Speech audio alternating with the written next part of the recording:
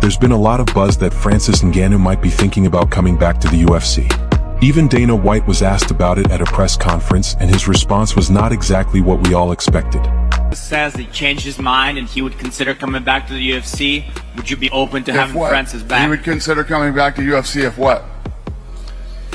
One thing I've learned over the years about Francis doesn't always mean what he says publicly. What he says behind the scenes are different than what he says publicly. I'm not a big fan. I would be shocked if Francis ever came back here on lots of different levels.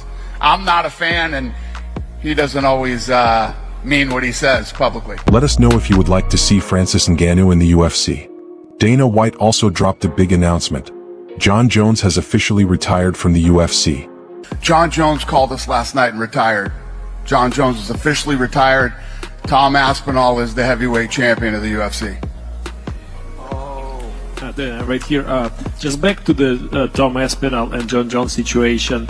Do you somewhat regret the time that you gave Jone Jones to make his final decision, that it took so long and the whole division? Do I regret the time that I gave him? Yes. Listen, if you look at what he's accomplished in the sport, no.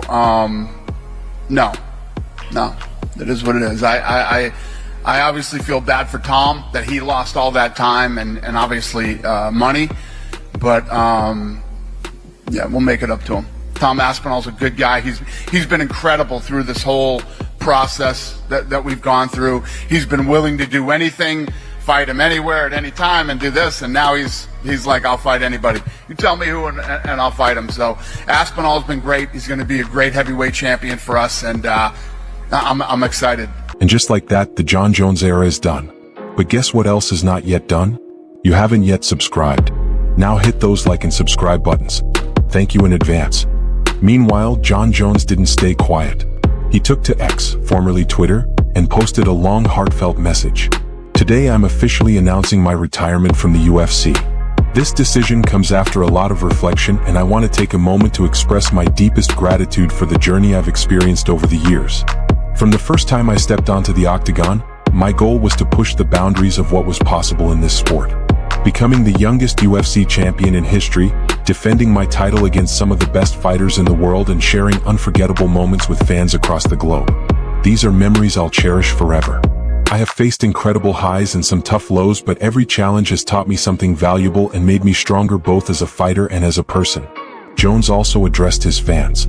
I want to thank the UFC, Dana, Hunter, Lorenzo, God, my family, coaches, teammates, and all the fans who have stood by me through every chapter.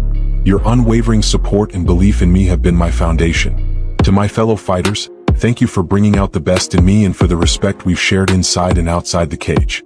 As I close this chapter of my life, I look forward to new opportunities and challenges ahead. MMA will always be a part of who I am, and I'm excited to see how I can continue to contribute to the sport and inspire others in new ways. Thank you all for being a part of this incredible journey with me. The best is yet to come. Despite the respectful message, a lot of fans weren't having it. Many accused Jones of running from Tom Aspinall, and the comments section under his post blew up. Clearly fans feel Jone tarnished his legacy by walking away instead of defending the title against Aspinall. But let us know if Jone Jones deserves all the hate and backlash he's facing. Meanwhile, Tom Aspinall stayed cool and focused amidst the turn of events. After the announcement, he posted, "For you fans, it's time to get this heavyweight division going. An active, undisputed champion. Aspinall knows what the fans want, and he's ready to give it to them." Moving on to UFC Baku, where Khalil Rountree Jr. defeated Jamal Hill with a dominant decision, 49-46, 50-45, 50-45. But the drama wasn't over. Current light heavyweight champ Magomed Ankalaev called the fight boring, and Rountree didn't like that one bit. At the post-fight press conference, Khalil responded saying, "Do you visualize your victory over Magomed?" I think that it'd be an interesting fight. I mean, he's a tough guy. I know that he would definitely mix it up. You know, I think that I would see more than just striking in that fight. I think that he'd probably be confident in his ability to, you know, wrestle and shoot for takedowns, things like that. But I'm preparing for that.